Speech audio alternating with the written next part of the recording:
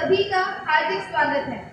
नए सदस्यगण शपथ ग्रहण अथवा प्रतिज्ञा लेंगे। महासचिव महोदय कृपया। श्री तन्मय गोडकर जो छत्तीसगढ़ महासमुंद संसदीय क्षेत्र के लिए निर्वाचित हुए हैं, शपथ ग्रहण कर प्रतिज्ञा करेंगे।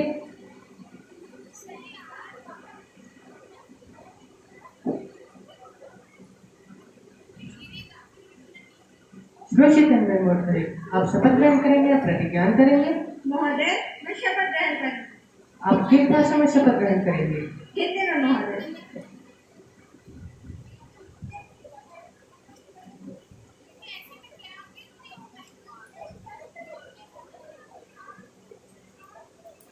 मैं सुश्री तन्मय गोडकर, जो युवा संसद की सदस्य निर्वाचित हुई हूँ, ईश्वर की शपथ लेती हूँ कि मैं विधि द्वारा स्थापित भारत के संविधान के प्रति श्रद्धा और निष्ठा रखूंगी, देश की प्रभुत्ता और एकता बनाए रखूंगी तथा जिस पद को मैं ग्रहण करने वाली हूँ उन कर्तव्यों का श्रद्धापूर्वक निर्वहन करूंगी।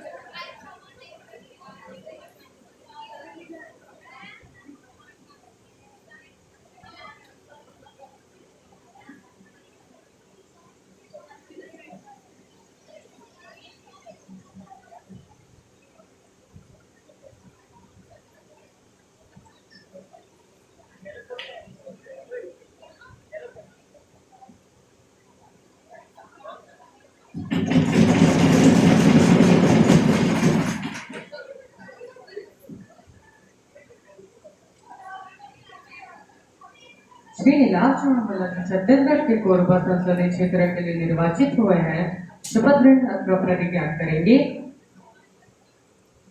श्री नीलाक्षण वल्ला, आप शपथ ग्रहण करेंगे या प्रतिज्ञा करेंगे? महोदय, मैं शपथ ग्रहण करूंगा। आप किस भाषा में शपथ ग्रहण करेंगे? अंग्रेजी में महोदय।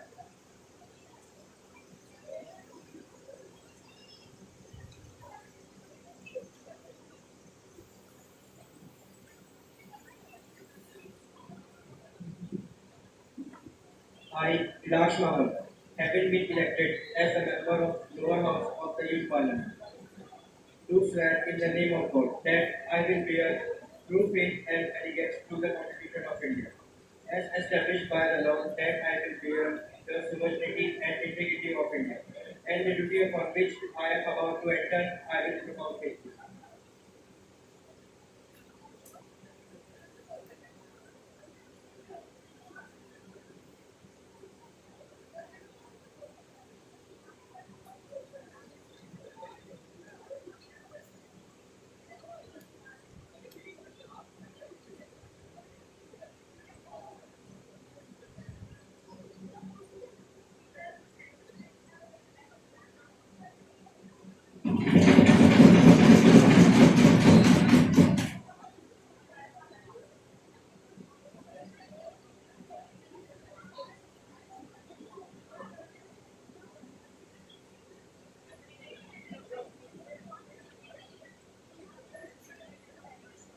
Honorable members, it is my profound duty to inform the House of the sudden demise of our former agricultural scientist, Mr. M.S. Swaminathan.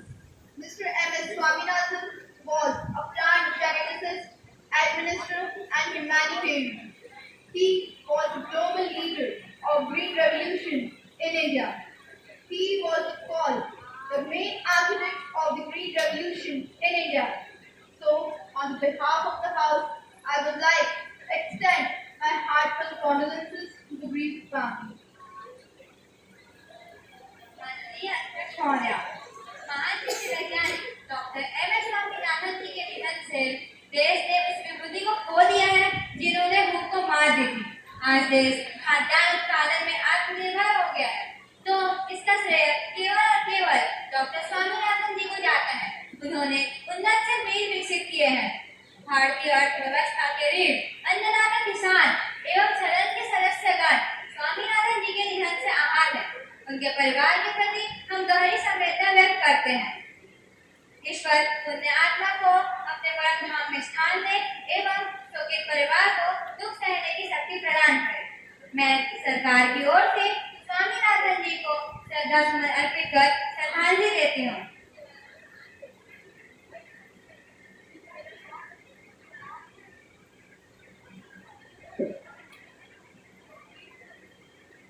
माननीय सभापति महोदय, हरित क्रांति के प्रणेता एवं कृषि वैज्ञानिक डॉक्टर स्वामीनाथन जी की नहीं रहने की खबर पूरे सदन को आहत करने वाली है। देश के हरित क्रांति में अपना अहम योगदान देने वाले डॉक्टर एम.एस. स्वामीनाथन जी का निधन दिनांक 28 सितंबर 2023 को हुआ। वे 98 वर्ष के थे। स्वामीनाथन जी खाद्य सुरक्षा व कृषि से जुड़ी हर समस्याओं को हल करने में लगे रहते थे। उन्होंने पोषण सुरक्षा के लिए मोटी अनाजों पर ध्यान केंद्रित करना भी चालू कर दिया। जब 1960 के दशक के दौरान भारत के कई राज्यों में अकाल पड़ा था, तब उन्होंने हरित क्रांति लाकर पूरे अकाल को ही रोक दिया। डॉक्टर स्वामीनाथन जी की निधन से पूरा भारतीय समुदाय ही नहीं, पूरा विश्व का हर देश भी शोकित है। मैं पूरे सदन और अपने विपक्षी साथियों की ओर से उन्हें शोक संवेदना व्यक्त करता हूँ। भगवान उनकी आत्मा को शांति दे एवं शोक संतप्त परिवार को दुख सहने की शक्ति दे। सभी सदस्यगण अपना गहरा शोक प्रकट करने और श्रद्धांजलि अर्पित करने के लिए कुछ क्षणों के लिए खड़े होंगे।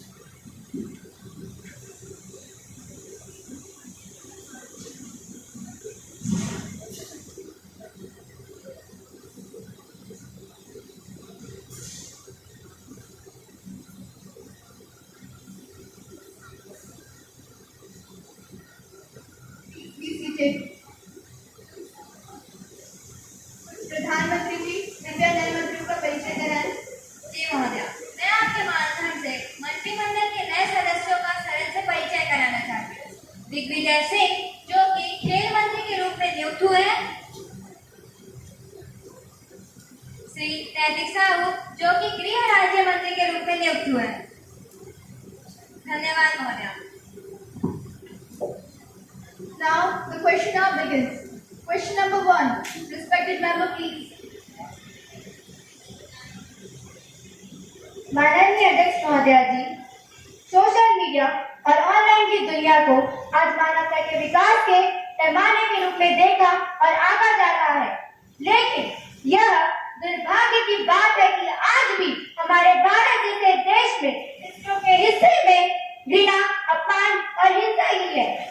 आज हमारी दिनचर्या पूरी तरह से ऑनलाइन हो गई है, जिसकी वजह से छात्रों की पढ़ाई ऑनलाइन, कामकाज ऑनलाइन, जिन सामानों को हम दुकानों से खरीदते हैं उसके बिल भी ऑनलाइन चुकाई जाती है। सामानों के साथ साथ खाना भी ऑनलाइन मंगाया जाता है। इन सब की वजह से हम कई बार कभी-कभी ऑनलाइन ठगी के शिकार भी हो पड़ते हैं। इन सब की वजह से कुछ समय बच जाता है तो लोग केवल और केवल मोबाइल पर कुछ करते पाए जाते हैं।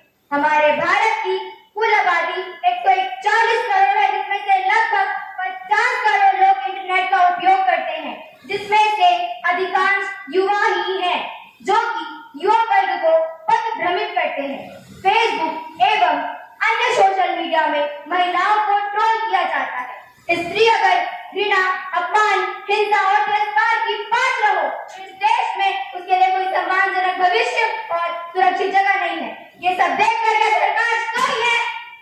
महोदया जी, सच बात तो यह है कि आज की दुनिया में इंटरनेट पर, ऑनलाइन पर, खास करके फेसबुक पर, ट्विटर पर बेहद गलीज भाषा में हमले बोले जाते हैं, जिसकी वजह से लगभग भारत की हर महिला, किशोरिया और युवतियों के इनबॉक्स पर कमोवेश के गंदे संदेश और अशोभनीय तस्वीरें आती हैं, जिसकी वजह से साइबर अपराध पूरी तरह से अपने पैर पसार चुका है। हमारी खामोशी को हमारी कमजोरी ना समझना, साइबर क्राइम रोका नहीं गया तो हम सरकार की लू हिला देंगे। महोदया जी, आपके माध्यम से ये सरकार से मैं प्रश्न करना चाहूंगी।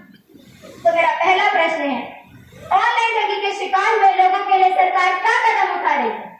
मेरा दूसरा प्रश्न है, साइबर क्राइम को रोकने के लिए सरकार क्या और कौन-कौन से कदम उठा रही है? मेरा तीसरा और अंतिम प्रश्न है सरकार से कि भारत जैसे देश में कुल कितने साइबर नियंत्रण शाखा खोले गए? महोदया जी, मैं अपनी वाणी को, अपने शब्दों को यहीं पर विराम देना चाहूंगी। धन्यवाद। Honorable Minister of Information and Communication, please. माननीय अध्यक्ष महोदय, जी हाँ, सोशल मीडिया के सदुपयोग के साथ साथ कुछ दुरुपयोग भी सामने आए हैं। कुछ लोग जानबूझकर सोशल मीडिया पर भड़काऊ संदेश व वीडियो भेजते हैं, जिसके कारण लोगों की मानसिकता पर काफी गलत प्रभाव पड़ता है। किंतु युवा पीढ़ी को रहीमदास जी के इस दोहे से प्रेरणा लेनी चाहिए। जो रहीम उत्तम प्रकृति का करी सकत कुसंग, चंदन विश्व व्यापक नहीं, लिपटे रहत भुजंग। सोशल मीडिया बहुत सारी जानकारियां प्रदान करता है, लेकिन हमें हंस की भांति गलत जानकारियों को नकारते हुए सही जानकारियों को ग्रहण करना चाहिए। सोशल मीडिया पर साइबर क्राइम रोकने के लिए हमारी सरकार बेहद ही संवेदनशील है। सोशल मीडिया पर हमारी सरकार ने साइबर सेल और एंटी बुलिंग टास्क फोर्स को भी खोला है। में साइबर सेल में कुल 202 साइबर सेल नियंत्रण केंद्र भारत में हैं और एंटी बुलिंग टास्क फोर्स को हर जिले में खोलने का प्रावधान है। साथ ही 50 करोड़, जी हाँ, 50 करोड़ रुपए का प्रावधान भी किया गया है महोदया।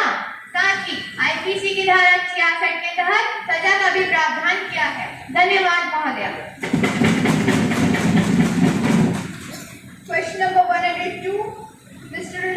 Member, please.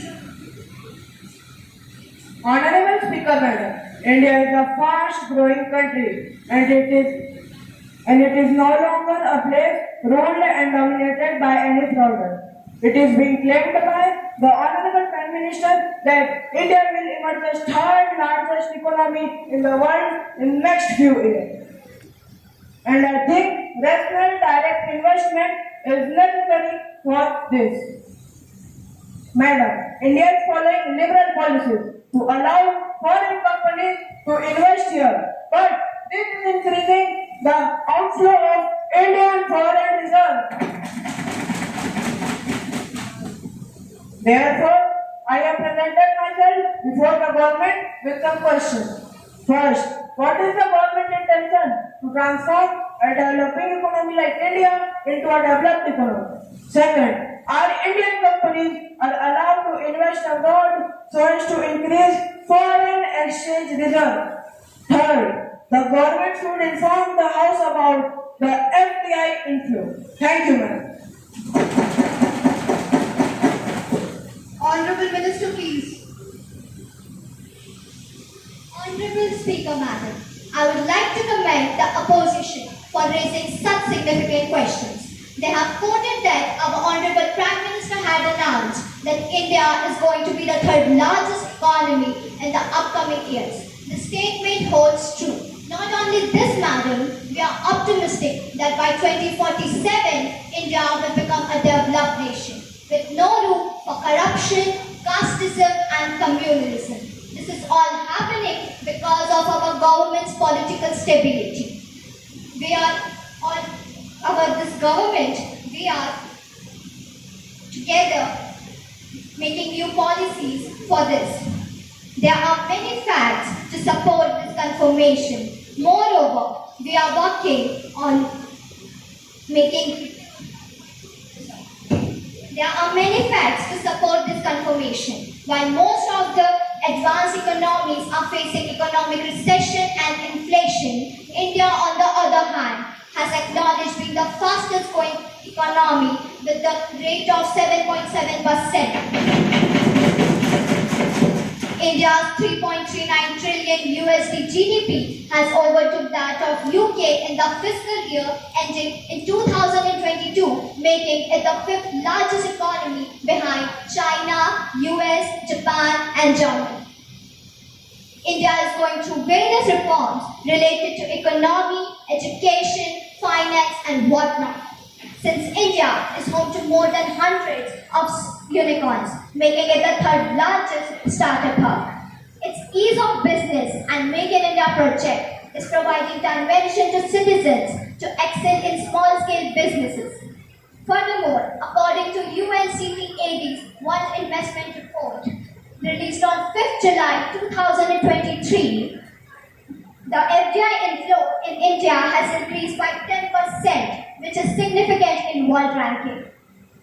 The highest growth is in South Asia. India holds the 8th rank in this, hence adding another 4th D, that is development, to the 3 Ds. Those are democracy, demography and diversity. India will emerge as a growth of foundation that will be remembered for the next thousands of years. Thank you, madam. Question number 103. Respected member, please. आदरणीय सभापति महोदय, कहा जाता है कि नर और नारी दोनों एक ही गाड़ी के 2 पहिए और विकास पथ पर बढ़ते रहने के लिए दोनों पदों का समान रूप से योगदान महत्वपूर्ण है। यह बातें कहने और सुनने में ही अच्छी लगती है कि नारी सशक्तिकरण हो रहा है, परंतु वास्तविकता इससे कोसों दूर है। भारतवर्ष की लिंगानुपात स्थिति दिन प्रतिदिन खराब होती जा रही है। लोग लक्ष्मी, सरस्वती, दुर्गा की आराधना करते हैं, परंतु वास्तविक दुर्गा लक्ष्मी को गर्भ में ही दफन कर दिया जाता है। उन्हें कफन तक नसीब नहीं होती है। कन्या भ्रूण हत्या एक आम समस्या बन गई है। लोग इसके इतने आदी हो गए हैं कि उन्हें ये जरा भी महसूस नहीं होता कि वह एक जघन्य पाप कर रहे हैं। पुत्र मोह की लालसा में यह पाप हर दिन, हर जगह, हर पल हो रहा है और सरकार अभी भी इसकी घोर निंदा में है। इसके साथ ही स्त्रियों के साथ नित्य हिंसा और बलात्कार एक आम बात बन गई है। इस घिनौने और शम्य अपराध करने वालों को कभी नाबालिग के नाम पर तो कभी पर्याप्त सबूतों के अभावों के नाम पर छोड़ दिया जाता है और बाहरी अपराध खुदा करता है। हिंसा और बलात्कार पीड़ितों को डराया जाता है, धमकाया जाता है, मुकदमा वापस लेने के लिए खाना प्रयोग भी लिया जाता है। कभी कहीं उनके ऊपर एसिड हमले तो कभी कहीं उन्हें सरेआम मार दिया जाता है। उनके दर्द को ना समझते हुए पुलिस और अस्पताल का उनके प्रति बर्ताव उनके घावों को कभी भरने ही नहीं देता है। राष्ट्रीय महिला आयोग के रिकॉर्ड अनुसार वर्ष 2020 में महिलाओं के खिलाफ हिंसा के कुल 23,719 मामले, वर्ष 2021 में 3,863 मामले, वर्ष 2022 में 30,956 मामले दर्ज किए गए। इसके साथ ही वर्ष 2023 में 8 मार्च तक महिलाओं के खिलाफ हिंसा के कुल 4,636 मामले। मैं नारी शक्ति से आग्रह करना चाहूंगी कि सरकार की अग्रगण्यता और असंवेदनशील कार्यशैली को ध्यान में रखते हुए आत्मरक्षा करना सीखे। सरकार घरों से बैठी नारियों से मैं यही कहना चाहूंगी कि सुनो द्रौपदी, शस्त्र उठा लो, अब गोविंद न आएंगे। छोड़ो मेहंदी, खड़क संभालो, खुद ही अपना चीर बचा लो। युद्ध बिछाए बैठे शकुनी, मस्तक सब बिक जाएंगे। सुनो द्रौपदी, शस्त्र उठा लो, अब गोविंद न आएंगे, अब गोविंद न आएंगे। मैं सरकार से पूछना चाहूंगी कि सरकार नारी सुरक्षा की दिशा में क्या कदम उठा रही है। धन्यवाद महोदया।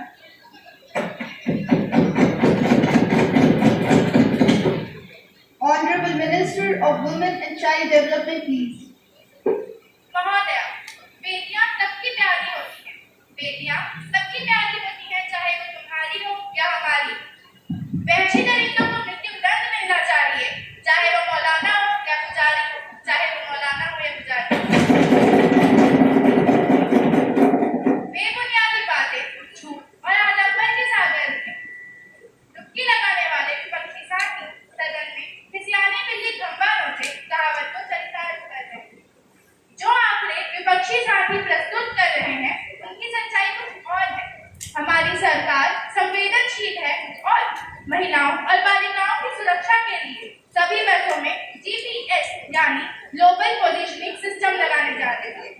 GPS एक ऐसा उपकरण है जिसे अगर गाड़ी में फिट कर दिया जाए तो एक निर्धारित सर्वर पर गाड़ी की लोकेशन का पता लगाया जा सकता है, जिससे आपराधिक मामलों पर अंकुश लगेगा। अंकुश लगेगा? कहाँ लगेगा?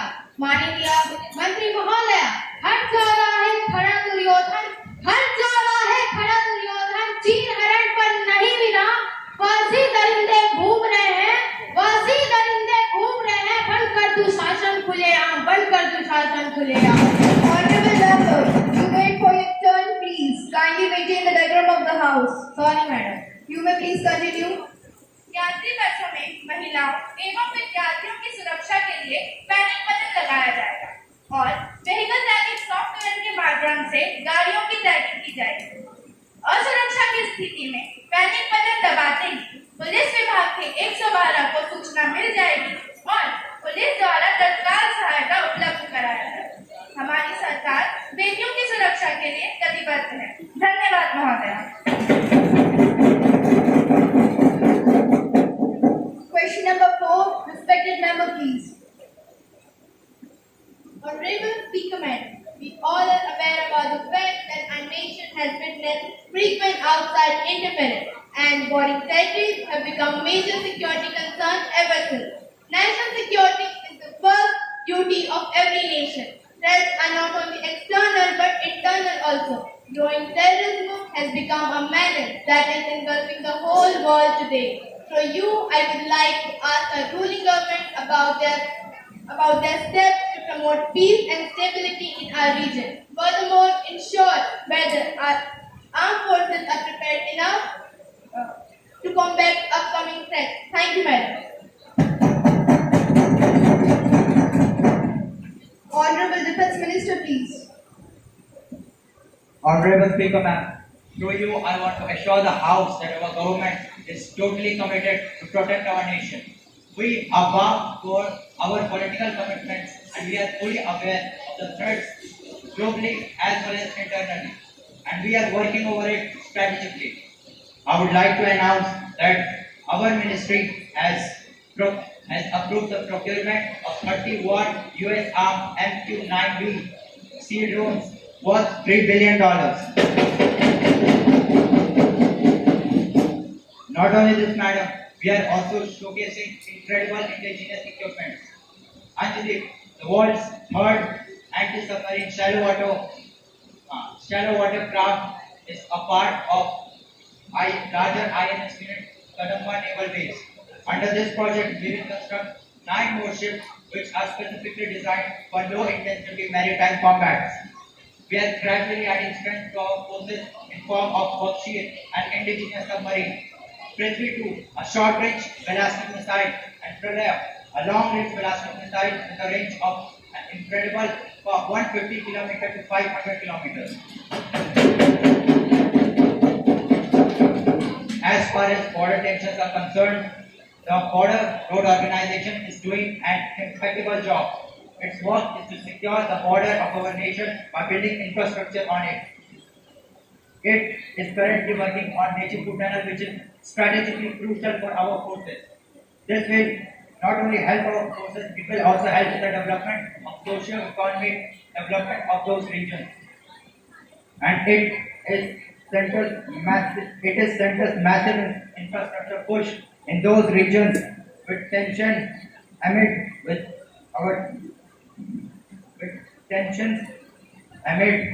our neighbor China. This tunnel was part of 90 project construction by PRO at a cost of just 2,941 crores. Along with this, we are taking several more steps to ensure the protection of our country. That was everything from me. Thank you.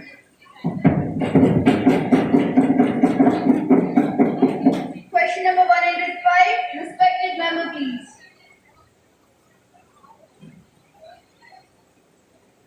कि वो जिनके हाथों में हर वक्त छाले रहते हैं, आबाद ही के दम पर महल बने रहते हैं।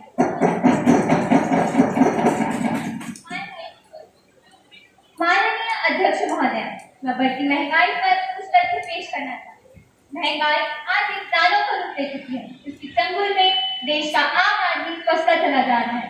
सरकार महंगाई के मामले में आंकड़ों का खेल कर रही है, लेकिन महोदया, इन आंकड़ों से आम आदमी का पेट नहीं भर सकता। जब सरकार में प्रधानमंत्री हर्षिता साहू, वित्त मंत्री दीक्षा साहू और गृह मंत्री रिद्धिमा साहू जैसे 3 अर्थशास्त्र के विशेषज्ञ हो, सरकार इस समस्या का हल करने में लगातार विफल साबित क्यों हो रहा है? प्रधानमंत्री और गृह मंत्री समय समय पर अगले कुछ महीनों में महंगाई कम होने का आश्वासन देने के अलावा कुछ नहीं कर रहे हैं। महोदया, सरकार को अब लोगों के धैर्य की परीक्षा नहीं लेनी चाहिए। बढ़ती महंगाई को देखकर लोग रो रहे हैं और सरकार सो रही है। महोदया, मैं माननीय वित्त मंत्री जी को इन आंकड़ों से अवगत कराना चाहूँगी। वर्ष 2021 में महंगाई दर 4.31%, वर्ष 2022 में 5.72% एवं वर्ष 2023 में 6.52%। इसी प्रकार हर साल महंगाई दर में निरंतर बढ़ोतरी हो रही है। महोदया, अतः मेरा प्रश्न यह है कि कब सरकार की महंगाई के लिए क्या कदम उठाएंगे? क्या सरकार के पास महंगाई कम करने के लिए कोई योजना है? सरकार बेरोजगारी की समस्या का निवारण कैसे करे? धन्यवाद महोदया। Honorable Minister of Finance, please.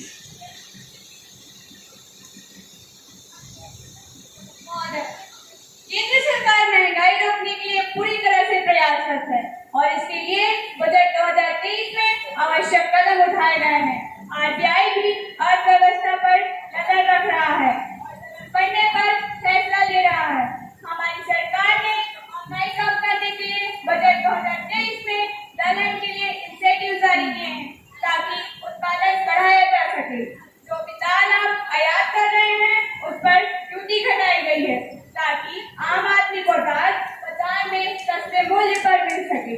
इसके अलावा जो खाद्य तेल हम आयात कर रहे हैं उसे हमने इंपोर्ट भी कर दिया है ताकि खाद्य तेल की सप्लाई तेजी और आसानी से हो सके। इसके अलावा कोविड काल और उसके बाद भी सरकार के द्वारा गरीबों को गेहूं और चावल प्रधानमंत्री गरीब अन्न योजना के तहत मुफ्त में वितरित किया जा रहा है।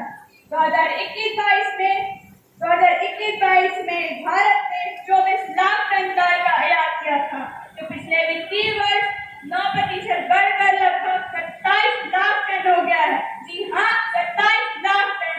और आने वाले समय में सभी राशनदारियों को दालों में सब्सिडी प्रदान की जाएगी और महंगाई से परेशान जनता को केंद्र सरकार ने राहत दी है और साथ ही उज्ज्वला योजना के अंतर्गत घरेलू रसोई गैस सिलेंडर पर 300 रुपए की सब्सिडी की घोषणा की है। आपकी सब्सिडी उनके मुंह में जिला साबित हो रही है। कृपया सभा सदन की गरिमा बनाए रखें। वित्त मंत्री जी, आप अपना कथन जारी रखिए। माफ करें महोदय। ये सब्सिडी उज्ज्वला योजना के तहत आने वाले लाभार्थियों को मिलेगी।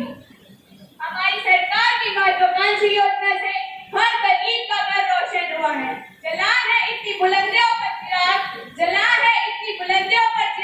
कि हर गरीब के घर पहुंच रही है रोशनी की, हर गरीब के घर पहुंच रही है रोशनी। धन्यवाद। Now the questioner ends and paper will be let down. महासचिव युवा संसद की राज्यसभा से द्वारा प्राप्त संदेश को पढ़ेंगे। सम्माननीय सभासद, मुझे युवा संसद की महासचिव प्राप्त निम्नलिखित सूचनाओं के संदेश देने हैं। मुझे युवा संसद की प्रक्रिया तथा क्रिया संचालन विभाग के अनुसार खाद्य संशोधन विधेयक 2023 की एक प्रति सभा पटल पर निर्देश हुआ है, जो कि राज्यसभा द्वारा 29 सितंबर 2023 को पारित किया गया था। महासचिव, राज्यसभा द्वारा पारित किए गए विधेयक की प्रति सभा पटल पर रखी गई।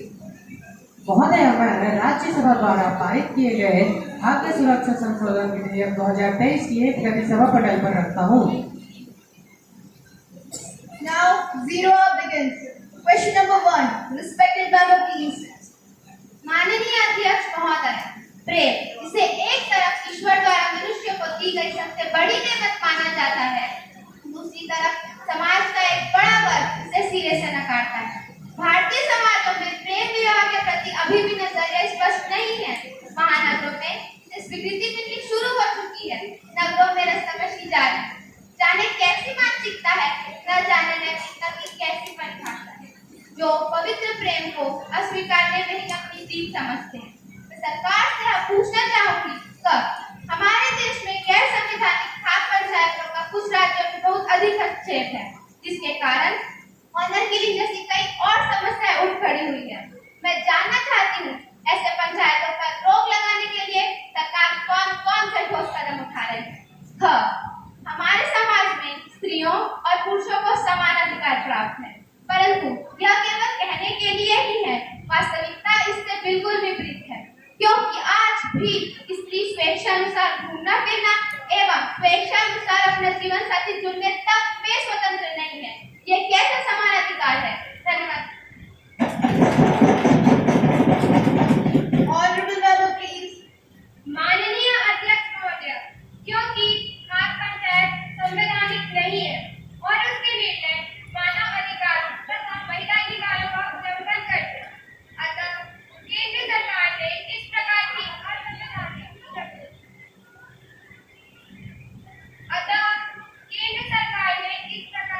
असंवैधानिक प्रवृत्ति पर रोक लगाने के लिए सभी राज्यों के प्रमुख सचिवों और प्रमुख पुलिस अधिकारियों की बैठक है। बैठक के पश्चात यह निर्णय लिया गया कि संवैधानिक उल्लंघनों के मामलों पर कानूनी कार्यवाही। महोदय, सरकार को इस बात की पूरी जानकारी है कि देश के कुछ क्षेत्रों में खाप पंचायत द्वारा अपने तथा अपने परिवार के झूठे सम्मान के नाम पर वे अपने ही बच्चों की हत्या कर देते हैं तथा अपने ही समाज की महिलाओं के लिए कुछ असंवैधानिक निर्णय ले लेते हैं, जैसे महिलाएं एवं लड़कियां घर के बाहर अकेले नहीं जा सकती एवं वह अपने जीवन साथी तक स्वयं नहीं चुन सकती। ऐसी स्थितियों को देखकर सरकार को संवेदनशील होना पड़ेगा, साथ ही महिलाओं को उनकी सुरक्षा के लिए बनाए गए कानूनों के प्रति जागरूक होना पड़ेगा। इसी के साथ प्रदेश की जनता से क्या कहना चाहूंगी, नारी की जिस शक्ति का शायद तुमको है आभास नहीं, नारी भी इस दुनिया में जीवन का कोई प्रकाश है। फिर नारी इस दुनिया में न मैं होगा न तुम होगी, फिर नारी इस दुनिया में न मैं होगी न तुम होगे। नारी है तो सब कुछ है, शायद तुमको यह विश्वास है। नारी है तो सब कुछ है, शायद तुमको यह विश्वास है। धन्यवाद महोदय। प्रश्न संख्या 2, respected member, please.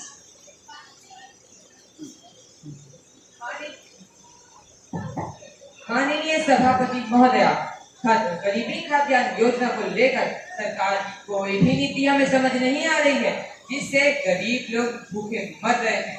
पर्याप्त पौष्टिक आहार की कमी से, जी हाँ, पर्याप्त पौष्टिक आहार की कमी से उनके बच्चे पोषण के शिकार हो रहे हैं।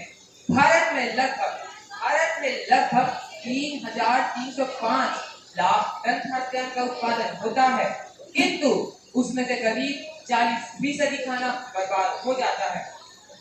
परिणाम स्वरूप आम जनता को इसकी भरपाई करनी पड़ती है। पिछले वर्ष भारत में लगभग 22.4 करोड़ लोग भूख के शिकार हुए थे। जी हाँ महोदया, 22.4 लाख करोड़ लोग भूख के शिकार हुए थे। एक व्यक्ति के 2 वक्त के भोजन के आधार पर अगर देखा जाए तो वह लगभग 600 ग्राम होता है। गणना करें तो 1 साल अर्थात 365 दिन, जिसके लगभग 200 किलोग्राम प्रति व्यक्ति प्रति वर्ष होता है।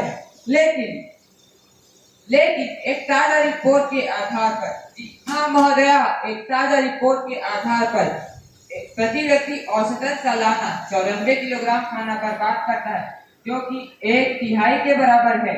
भोजन की इस बर्बादी को रोककर भूखे और जरूरतमंदों लोगों का पेट भरा जा सकता है। महोदया, आपके माध्यम से मैं सरकार से यह जानना चाहता हूँ कि गरीबों के हित में खाद्यान्न को लेकर वह क्या कदम उठा रही है, वह यह भी बताए कि वह इसके लिए कितनी जागरूक है। धन्यवाद महोदय। Honorable Minister of Agriculture, please. माननीय अध्यक्ष महोदया, मेरे विपक्षी साथी गरीबी और भूखमरी जैसे वैश्विक मुद्दों को उठाकर राजनीतिक रोटियां सेकने का प्रयास कर रहे हैं। महोदया, मैं आपके माध्यम से सदन को बताना चाहता हूं कि बर्बादी रुके तो भूखमरी घटे। खाद्यान्न और भोजन के बर्बादी से ही भूखमरी जैसी समस्या पैदा होती है और इसका भीषण असर अर्थव्यवस्था पर पड़ता है। साथ ही भूखमरी से निपटने के लिए सरकार के प्रमुख योजनाएं हैं जैसे पोषण अभियान, प्रधानमंत्री गरीब कल्याण अन्न योजना, प्रधानमंत्री मातृ Vandana Yojana, eat right India movement आदि भी कार्यान्वित किए जा रहे हैं। साथ ही राष्ट्रीय खाद्य सुरक्षा अधिनियम 2013 के अंतर्गत भारत के 1.4 अरब के आबादी के 1/3 लोगों को कम दामों में अनाज प्रदान करने का प्रावधान है। मैं अंतिम में जनता से अपील करूंगा कि उतना ही रहे थाली में, उतना ही रहे थाली में, व्यर्थ न जाए नाली में, व्यर्थ न जाए नाली में। बचा हुआ साफ भोजन, बचा हुआ साफ भोजन दे आए गरीबों की थाली में, दे आए गरीबों की थाली में। धन्यवाद। Question number 3. Respected member, please. माननीय अध्यक्ष महोदय, मैं आपके माध्यम से सदन से पूछना चाहती हूँ कि क्या इस G20 के आयोजन से हमारे देश की बजट व्यवस्था पूरी तरह से प्रभावित हुई है और नहीं, और क्या सरकार ने इस G20 के आयोजन से पहले इस पर होने वाले खर्च व अन्य पहलू पर विचार किया था और इस आयोजन पर कितना खर्च किया गया? क्या सरकार ने इस बात पर विचार किया था कि इससे हमारे देश की जनता पर क्या आर्थिक प्रभाव पड़ेगा? धन्यवाद। Honorable Minister, please.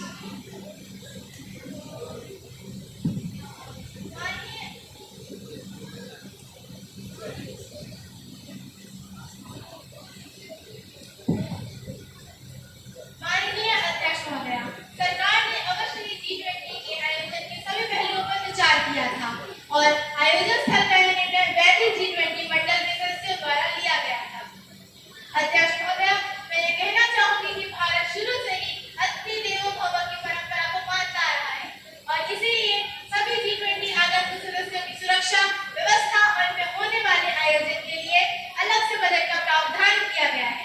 पूर्व बजट में से इस आयोजन को पूरी तरह से सफलता के साथ पूर्ण किया गया। इस आयोजन की सफलता की प्रशंसा भारत ही नहीं पूरे विश्व के देशों द्वारा की जा रही है। इस आयोजन में लगभग 4100 करोड़ का खर्च आया, लेकिन इससे भारत की जनता पर कोई भी आर्थिक प्रभाव का बोझ नहीं पड़ेगा, क्योंकि अधिकांश खर्च भारत मंडपम के निर्माण में खर्च हो गया और यह भारत मंडपम G20 शिखर सम्मेलन के बाद भी काफी उपयोगी होगा। धन्यवाद महोदया।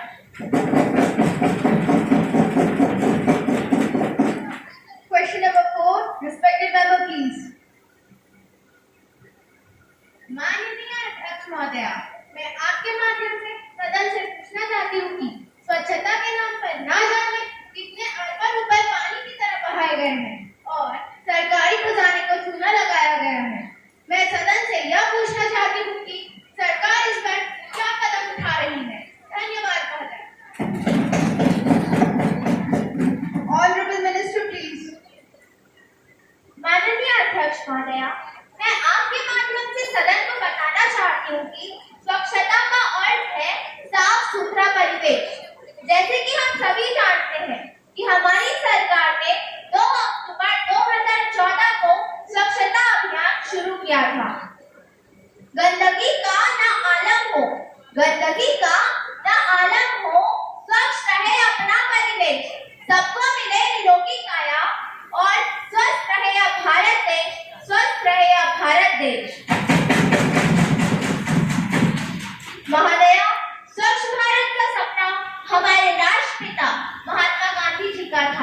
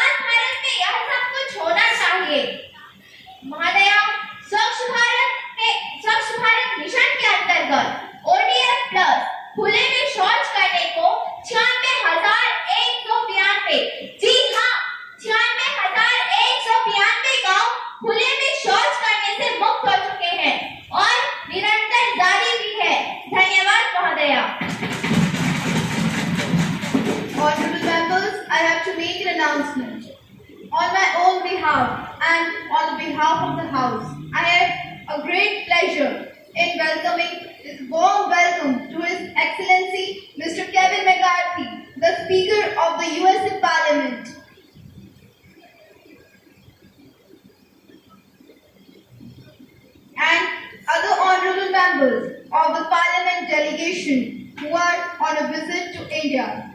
The other members of the Parliament delegation are Mr. Rich Hudson, Member of Parliament, Ms. Elma Adams, Member of Parliament, Ms. Gary Palmer, Member of Parliament. It is a very high-powered delegation who are reached Delhi on Friday, 6th October 2023, and now they are seated in a special box. We welcome them and wish them a very happy and fruitful stay in our country. We also convey our warm feeling and very best wishes through them to the Prime Minister, the President, the government, the Parliament, and very friendly people of USA.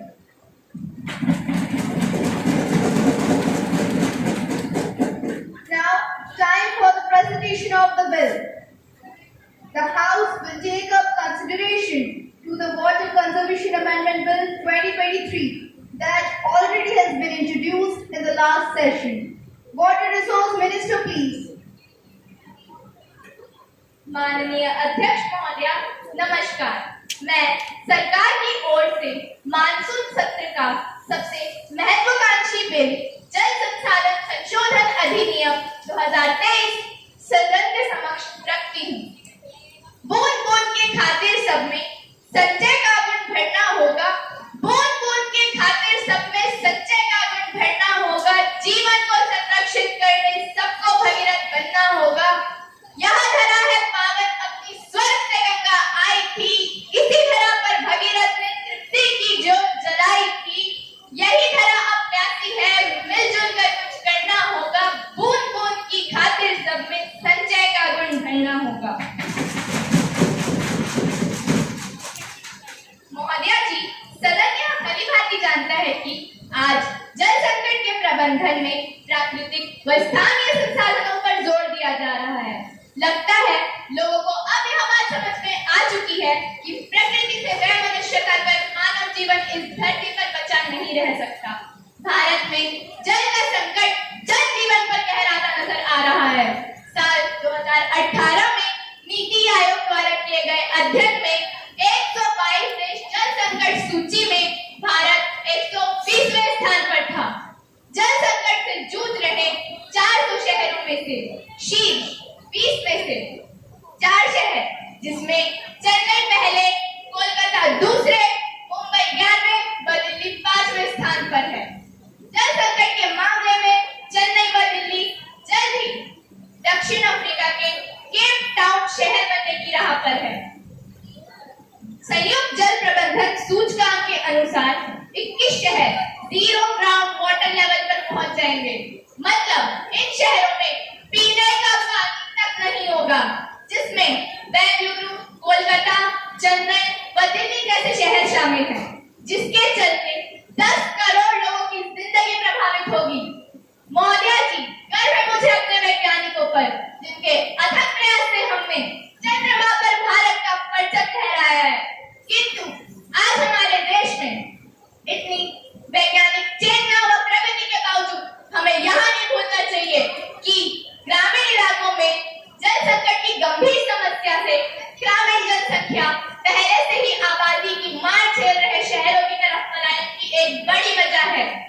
आज हमारा देश जल प्रणाली व्यवस्थित न होने से वितरण में असमानता है, जिसके परिणाम है कि आज कावेरी के जल के बंटवारे के लिए तमिलनाडु व कर्नाटक आमने सामने खड़े हैं। मैं इस सदन के माध्यम से सभी माननीय सदस्यों को बड़ी जिम्मेदारी से यह बताना चाहती हूँ कि अगर आज हम इस गंभीर समस्या के हल के बारे में नहीं सोचेंगे तो 2030 तक हमारी जनसंख्या दुगनी हो जाएगी। वह जल ही जीवन है, जल बन गया संकट है कि दहलीज पर हम खड़े हो जाएंगे। अतः महोदया, मैं आपके माध्यम से इन गंभीर समस्याओं के हल के रूप में 5R का मॉडल अपनाने की सलाह देती हूँ, जिसमें पहला है रिड्यूस यानी पानी की बचत, दूसरा है रीयूज यानी पानी का पुनः उपयोग, तीसरा है रिचार्ज यानी पानी का फिर से कीमत आंकना। चौथा है रिसाइकल यानी पानी की पुनरावृत्ति। And fifth is respect water यानी पानी का सम्मान करो।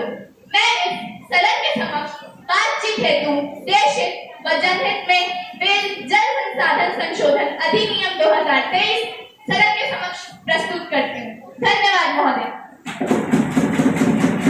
नेता प्रतिपक्ष अपने विचार व्यक्त करें। अध्यक्ष महोदय जी, माननीय मंत्री महोदय जी ने यह तो नहीं बताया कि रेन वाटर हार्वेस्टिंग सिस्टम को किस प्रकार से लागू किया जाएगा। सच बिकता है, झूठ बिकता है, सच बिकता है, झूठ बिकता है, बिकती है कहानी। 3 लोक में जल मिल रहा फिर भी बिकता है बोतल में पानी। भारतवर्ष गांव का देश है जहां रहते किसान, मजदूर और गरीब। गांव के कम गलियों में रेन वाटर हार्वेस्टिंग के सिस्टम की जगह कहां से आएगी? एक कमरे में 4 से 6 लोग रहते हैं, जबकि उन्हें 2 वक्त की भी रोटी नसीब नहीं होती। ऐसे में रेन वाटर हार्वेस्टिंग सिस्टम यानी टैंक निर्माण की राशि कहां से आएगी? अतः मैं इस बिल का पूरी तरह से पुरजोर विरोध करता हूँ।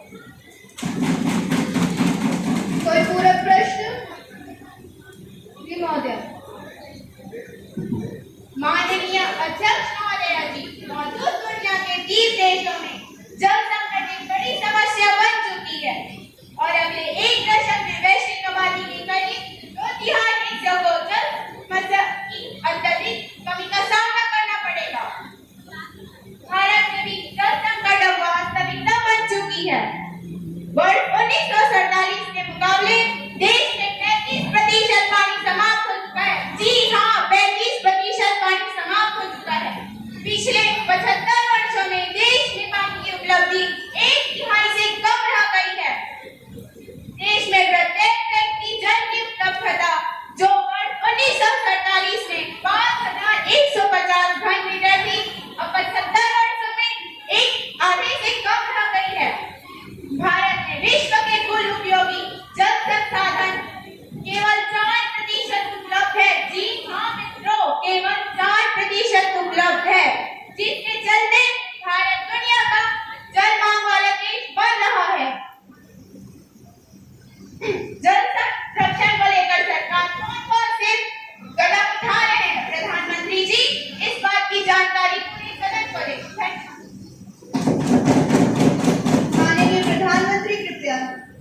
जी महोदय, यद्यपि जल राज्यों का विषय है, लेकिन राष्ट्रीय संसाधन होने के कारण भारत सरकार ने जल प्रबंधन हेतु सक्रिय भूमिका में कार्यरत रही है।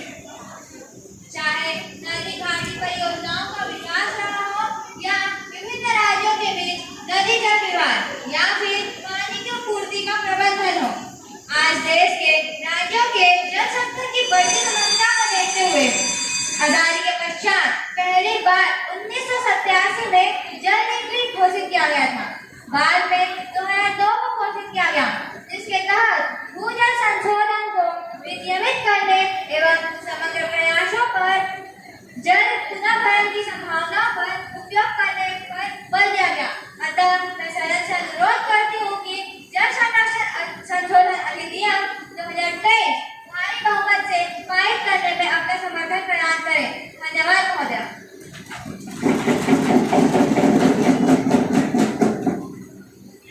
Water Conservation Amendment Bill 2023 has laid down for consideration. Those who are in favor of bill will please say aye. Those who are against the bill will please say no. I think the ayes have it. The ayes